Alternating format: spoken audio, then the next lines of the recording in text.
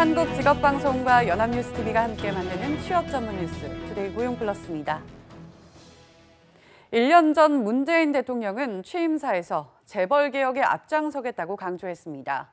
1년이 지난 지금 재벌 저격수로 불리는 김상조 공정위원장 주도로 적지 않은 성과를 냈다는 평가를 받고 있는데요. 하지만 또 다른 과제인 금융개혁은 갈 길이 멀어 보입니다. 배삼진 기자입니다. 문재인 정부는 재벌 개혁에 박차를 가하기 위해 재벌 저격수 김상조 교수를 공정거래위원장으로 임명했습니다. 하지만 김 위원장은 취임 이후 가불 문제 개선에 집중하고 재벌에게는 자발적인 변화를 유도했습니다. 재벌이 국민 경제에 소중한 자산으로 거듭나는 것을 목표로 삼았기 때문입니다. 이른바 재벌 개혁의 대상입니다. 하지만 동시에 한국 경제의 소중한 자산입니다. 따라서 재벌 개혁, 우리 대기업들이 갖고 있는 생산력을 무너뜨리는 방식으로 진행돼서는 안 될 거라고 생각합니다. 이후 재벌 순환출자고리는 282개에서 41개로 대폭 축소됐고 기업 지배구조 개편에도 속도가 붙고 있습니다. 하지만 금융개혁은 금융그룹 통합감독만 하반기에 시행될 뿐 금융소비자보호법 제정, 금융사 대주주 자격 강화, 금융과 산업의 분리 등 민감한 문제는 거의 진척이 없다는 평가를 받고 있습니다. 그 배경에는 금감원장이 연이어 낙마한 영향도 있는데 새 정부 들어 벌써 세 번째인 학자 출신 윤석현 금융감독원장의 취임으로 금융개혁에 제시동이 걸릴 것으로 기대됩니다. 기관 투자자들의 이제 주주권 행사 지침이라는 스터디 코드가 도입됐기 때문에 빠른 시일 내에 시행이 되어야 되고, 그다음에 금융회사 지배구조 개편을 통해서 보다 투명하고 건전한 지배구조를 마련을 해서 엇갈린 평가를 받는 재벌개혁과 금융개혁, 집권 2년 차를 맞은 문재인 정부가 임기 동안 두 개혁을 성공시켜 경제 민주화를 달성할 수 있을지 관심이 모입니다. 연합뉴스TV 배삼진입니다. 홍종학 중소벤처기업부 장관이 4월 27일 남북 정상회담을 계기로 급물살을 탈 것으로 보이는 남북 경제협력에 강한 기대감을 나타냈습니다. 경협사업의 80% 이상을 우리 중소기업이 소화할 수 있도록 정책을 이끌겠다는 건데요. 이와 함께 최근 노동 현안에 대한 입장도 밝혔습니다. 곽준영 기자입니다. 홍종학 중기부 장관이 연합뉴스TV와의 인터뷰에서 최근 논의가 한창인 남북 경협사업은 우리 중소기업의 큰 기회라고 설명했습니다. 사업권을 따오기까진 대기업의 역할이 크겠지만 실질적인 사업 수행의 주체는 중소기업이 될 것이라는 겁니다. SOC 같은 경협이 지금 논의가 되고 있는데요. 그런 경우에도 아마 혜택이 80% 이상 중소기업에게 돌아갈 것이다. 그리고 저희 중소벤처기업부는 그렇게 되도록 정부의 정책을 지금 유도하려고 합니다. 홍 장관은 특히 북한의 경우 경공업 부흥에 관심이 큰 만큼 우리 중소기업이 주도적인 역할을 할 것으로 내다봤습니다. 그러면서 남북 경협사업이 진전될 상황에 대비해 중기부 내부적으론 이들을 지원하기 위한 준비가 한창이라고 밝혔습니다. 홍 장관은 노동계 현안에 대한 입장도 내놨습니다. 우선 최근 경영계가 주장하는 최저임금 산입 범위와 중소기업계가 요구하는 노동시간 산정 확대 적용 문제에 대해선 탄력적으로 운영할 필요가 있다고 공감했습니다. 최저임금 인상과 근로시간 단축 등 문재인 정부 공약 이행과 관련해서도 최저임금위원회가 유연하게 대처해야 한다고 주문했습니다. 저희가 공약을 했습니다만 이제 경제 상황과 관계없이 무조건적으로 지킨다는 것은 합리적인 선택이 아니죠. 신축적으로 판단해야 된다고 봅니다. 이 밖에 추경을 통해 일자리 안정자금을 넘어서는 중소기업 지원책을 마련함으로써 대중소기업 간 임금 격차를 줄이겠다는 의지를 나타냈습니다. 연합뉴스TV 곽준영입니다. 문재인 정부가 소득 주도 성장을 국정 목표로 내세웠지만 지난 1년간 성적표를 보면 아직 그리 만족스럽지 못합니다. 3년 만에 3%대 성장을 회복하는 등 일부 거시 지표는 선방했지만 일자리 문제가 아직 아킬레스건으로 떠올랐습니다. 김동욱 기자입니다. 문재인 정부 1년 동안의 경제 성적표를 보면 우선 거시 지표 면에서는 선방했다는 평가입니다. 3년 만에 3%대 성장을 회복했고 가계 실질 소득 지표는 9분기 만에 성장했습니다. 1인당 국민소득은 처음으로 3만 달러 돌파를 앞두고 있고 재벌 개혁과 갑질 근절 노력도 성과를 내고 있습니다. 지난 1년 동안 간단히 돌이켜보면은 저희가 3% 성장대를 복원을 했고 또 여러 가지 경제적으로 대내적인 위기 관리도 했었고. 하지만 이런 장밋빛 지표가 국민 체감으로 이어지진 못하고 있습니다. 무엇보다 일자리가 문제인데 고용 성적표는 정부도 재난 수준이라고 인정할 정도입니다. 일자리 증가는 작년 32만 개에 그친 데 이어 올해는 30만 개 이하로 전망됩니다. 올 들어 2월과 3월 2달 연속 10만 명대 증가에 그치면서 고용 절벽이 현실화한 모습입니다. 지난해 실업자는 약 103만 명, 청년층 실업률은 9.9%로 2000년 이후 최고치입니다. 최저임금 인상과 주당 노동시간을 52시간으로 단축한 것은 방향성을 떠나 당장은 일자리의 부담으로 작용하고 있습니다. 최저임금 문제라든가 이런 문제에 집중하다 보니까 일자리 정책이 제대로 효과를 발휘하지 못하는 것 같습니다. 앞으로는 이제 기업이나 산업 쪽에서 생산이 증가되고 정부가 긴급 편성한 청년 일자리 대책과 구조조정 위기지역 지원을 위한 3조 9천억 원의 추경도 국회에서 심의가 이루어지지 않고 있어 일자리 문제 해결이 쉽지 않은 상황입니다. 연합뉴스TV 김동욱입니다. 대리운전기사와 화물차 운전자 등 특수고용직 종사자들은 9일 광화문 정부청사 앞에서 결의 대회를 열고 특수고용직의 노동 3권을 보장하라고 촉구했습니다. 이들은 특수고용직은 사용자가 노동자의 고용 책임과 권리 보장을 회피하기 위해 근로계약서를 위탁계약서로 둔갑시키며 생겨난 것이라고 지적했습니다. 이어 인권위와 권익위뿐만 아니라 국제노동기구도 특수고용 노동자의 권리 보장을 권고했고 문재인 정부는 인권위 권고를 수용하겠다고 밝힌 바 있다며 이같이 요구했습니다. 교권 침해 상담 건수가 한 해 전국에서 500여 건이 넘는 것으로 나타났습니다. 한국교원단체 총연합회는 지난해 교총에 신고된 교권 침해 상담 건수가 508건으로 10년 전인 2007년과 비교해 2.5배 증가했다고 밝혔습니다. 상담 내용은 학부모에 의한 피해 상담이 53%로 가장 많았는데 전년보다 6%포인트 늘어난 것으로 조사됐습니다. 성별로는 여성 교원들의 상담 건수가 남성 교사보다 70여 건이 많았습니다. 문재인 대통령은 취임 후 첫 외부 일정으로 인천공항을 찾아 비정규직 제로 시대를 선언한 바 있습니다. 공항 측은 지난해까지 비정규직 전원을 정규직으로 전환하겠다고 약속했지만 속도는 더딘 상황인데요. 노조는 용두사미로 끝날 판이라고 우려했습니다. 박수주 기자입니다. 인천공항에서 10년째 근무 중인 환경미화원 52살 정명선 씨는 1년 전 그때가 어제처럼 생생합니다. 깜짝 놀랐죠. 대통령 한 사람이 바뀌면서 이게 꿈이 현실로 이루어지는구나. 비록 용역업체 직원이지만 세계 1위 공항을 내 손으로 만든다는 자부심을 갖고 일하는 정 씨는 정규직이 되면 하고픈 게 많습니다. 개인적으로 해외를 가본 적이 없어요. 제가 일하고 있는 인천공항을 통해서 해외로도 한번 가보고 싶다라는 희망, 꿈, 바람 그런 게 있습니다. 하지만 정 씨의 삶은 아직 변한 게 없습니다. 연내 전원 정규직 전환을 약속한 지난해 노사는 전환 인원 등 큰 틀만 겨우 합의하는 데 그쳤습니다. 매주 협의를 진행 중이지만 용역업체 수와 직종이 워낙 많다 보니 이견을 좁히는 게 쉽지 않습니다. 현재까지 상황을 두고도 노사의 시각은 엇갈립니다. 공사 측은 1,100여 명이 정규직으로 전환됐다고 밝혔지만 노조 측은 용역 계약이 끝나 임시 법인으로 옮긴 것일 뿐 처우는 전과 다르지 않다고 지적합니다.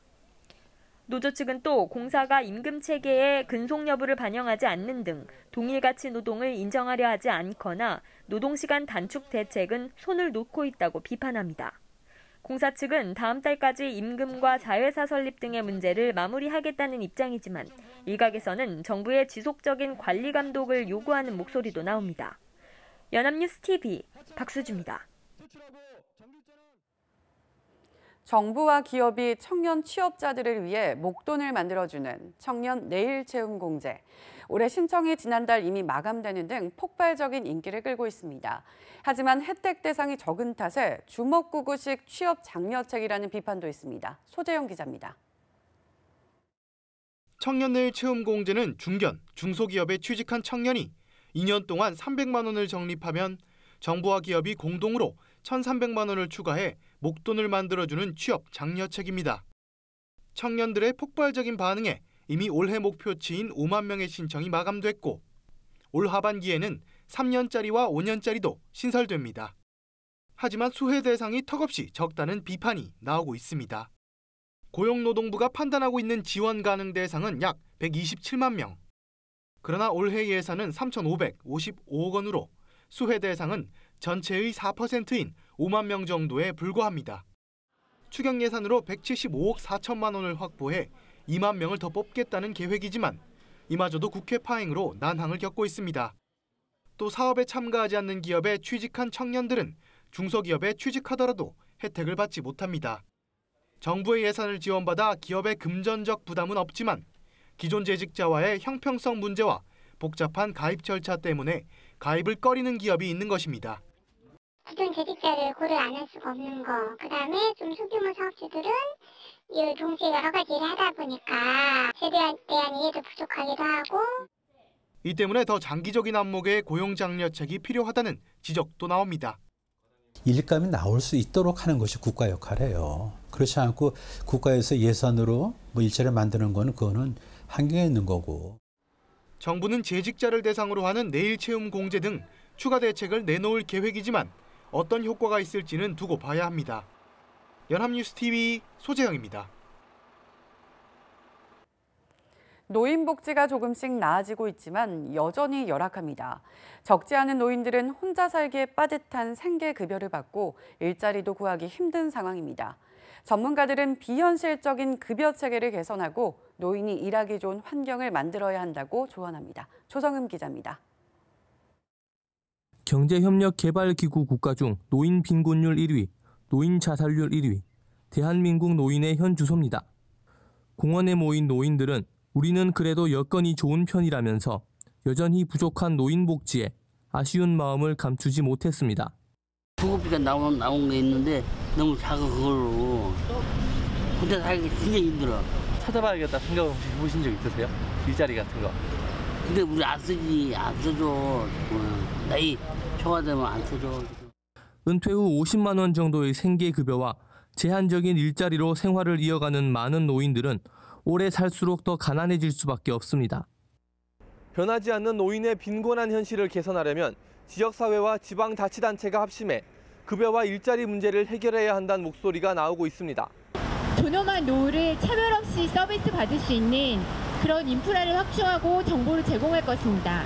돌봄의 책임을 개인이나 가족의 부담이 아니라 지방자치단체가 함께 책임지는.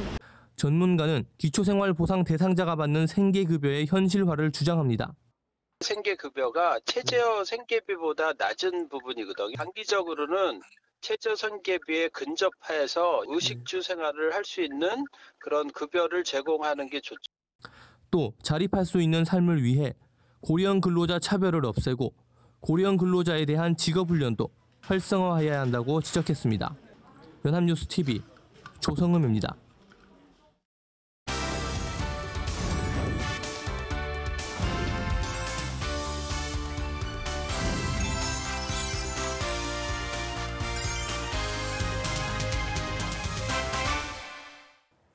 사회적으로 핫한 이슈를 키워드로 알아보는 핫키워드 시간입니다. 안치홍 아나운서 안녕하세요. 안녕하세요.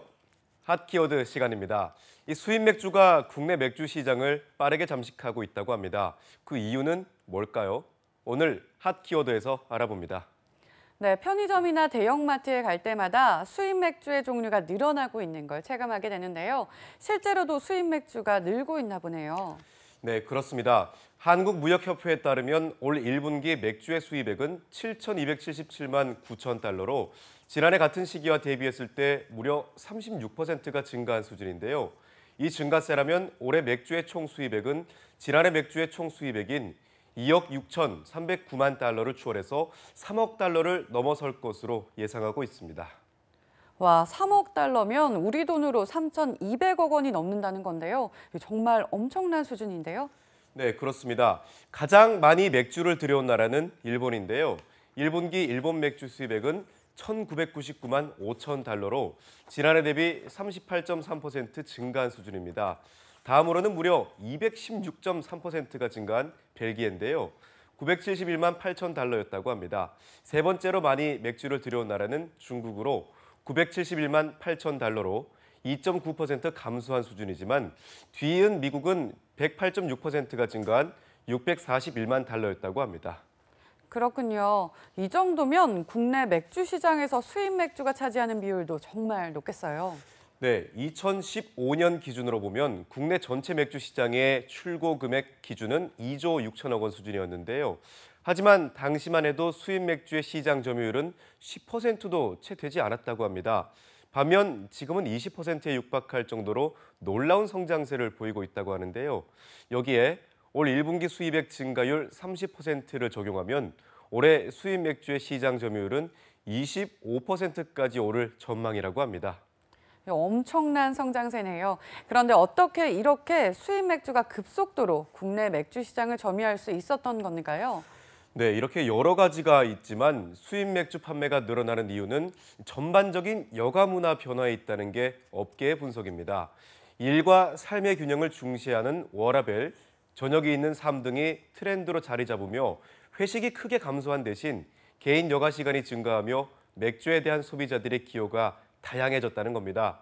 그래서 라거 중심의 맥주 소비에서 에일, 또 IPA와 같은 다양한 종류가 있는 수입 맥주에 대한 선호가 이어지고 있는 거죠. 그렇군요. 게다가 대형마트나 편의점에 가면 수입 맥주가 국산 맥주보다 저렴하게 팔리고 있는 걸 종종 볼 수 있는데요. 이러한 이유 역시 수입 맥주가 급속도로 성장하고 있는 이유가 될 수 있을 것 같습니다. 네, 그렇습니다. 업계에 따르면 주요 편의점에서 수입 맥주는 4캔당 10,000원에 파는 경우가 많다고 하는데요. 대형마트에서도 수입 맥주가 6캔당 10,000원에 할인 판매되고 있다고 합니다. 반면 국산 맥주는 한 캔의 평균 2,700원으로 할인 없이 판매되고 있다고 합니다. 그런데 어떻게 수입 맥주가 국산 맥주보다 저렴하게 팔릴 수 있는 건가요? 네, 이 같은 이유는 바로 과세 표준 차이 때문이라고 하는데요. 국내 주류법상 맥주는 메가 함량이 10% 이상 들어가야만 맥주로 분류됩니다. 맥주로 분류되면 각종 세금이 붙게 되는데요. 우선 맥주 자체에 113% 세금이 부과되고요. 세금에는 주세와 교육세, 또 부가가치세가 포함됩니다. 주세는 출고 원가의 72%, 또 교육세는 주세의 30%인데요. 여기에 부가가치세가 붙으면 맥주의 판매 원가가 책정되는 겁니다. 예를 들어 맥주가 공장에서 출고되는 가격이 1,000원이라면 세금 1,130원이 붙어 2,130원이 판매 원가가 되고 여기에 유통사 마진을 붙여 판매되는 구조인 셈이죠. 그렇군요. 그럼 수입 맥주는 세금을 책정하는 방법이 다소 다른가 보네요. 네, 세금을 책정하는 법은 비슷하지만 원가를 계산하는 방식이 다릅니다. 수입 맥주에는 수입 신고 가격에 관세가 붙은 원가에서 72%의 주세가 붙게 되는데요. 여기에서 맹점은 국산 맥주의 제조 원가에는 판매 관리비, 영업비, 또 제조사 이윤 등이 포함되어 있지만 수입 가격에는 국내 판매 관리비와 이윤이 포함되어 있지 않다는 겁니다. 수입 업체가 수입 가격을 낮게만 신고하면 세금을 적게 부담하고 유통 과정에서 가격을 올려 팔 수 있는 구조인 셈이죠. 그래서 국내 주류업계 관계자는 한 언론사회 인터뷰에서 수입 맥주는 외국에서 생산되기 때문에 사실상 수입 가격은 확인이 어렵고 수입 업체가 정하기 나름이지만 반면 국산 맥주는 모든 거래 과정이 모두 투명하게 공개돼 사실상 역차별을 받고 있다며 고충을 토로하기도 했습니다. 상황이 이렇다 보니 저렴하면서도 맛 좋은 수입 프리미엄 맥주와의 등장에 국산 맥주가 외면받고 있는 거죠. 네, 안타깝습니다. 이 국산 맥주를 아무리 잘 만들어도 수입 맥주와의 가격 경쟁력에서 밀린다면 결국 국내 맥주 시장에서 수입 맥주는 더 많은 비중을 차지하게 될 텐데요. 네, 그렇습니다. 하지만 문제는 지금까지 국산 맥주도 라거 위주의 맥주에만 집착한 나머지 다양한 맥주를 만들지 못해 이 같은 상황에까지 온 것이라고 전문가들은 지적하고 있는데요. 앞으로 국산 맥주가 수입 맥주와의 경쟁에서 살아남기 위해선 법 개정은 물론 맥주 회사의 노력도 필요할 것으로 예상됩니다. 네, 2012년 이코노미스트 서울특파원 다니엘 튜더는 한국을 소개하는 기사에서 한국 맥주는 북한의 대동강 맥주보다 맛이 없다라는 글을 쓴 적이 있었죠. 다양한 맥주를 원하는 소비자의 욕구가 폭발하던 시점의 일이었습니다. 수입 맥주의 점유율이 높아지고 있는 건 이 같은 소비자의 욕구에 부합할 수 있었기 때문이 아닐까 싶습니다. 국산 맥주가 새로운 활로를 찾기 위해선 다양한 맥주의 개발과 함께 수입 맥주와 정정하게 겨룰 수 있는 가격 경쟁력이 따라와야 할 것입니다. 지금까지 핫키워드 안치홍 아나운서였습니다. 고맙습니다. 고맙습니다. 지금까지 투데이 고용플러스였습니다. 오늘 저희가 준비한 내용은 여기까지입니다. 함께해 주신 여러분 고맙습니다.